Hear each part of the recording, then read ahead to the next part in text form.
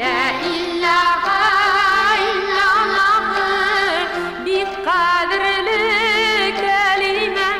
La ilahe illallah urnaştırsın kalbime.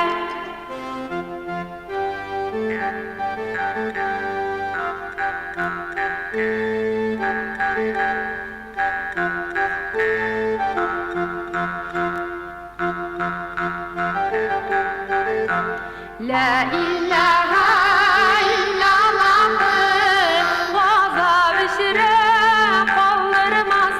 La ilahe illallah cehennemde yandırmaz.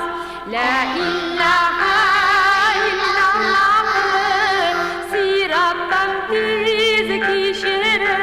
La ilahe illallah Kevser şarap işirir.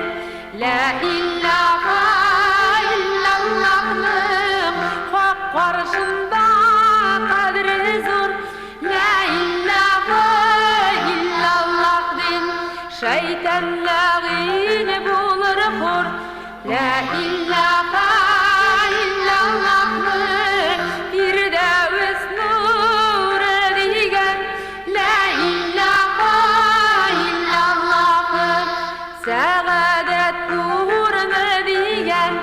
La ilahe illallah nasip etsin ölgende.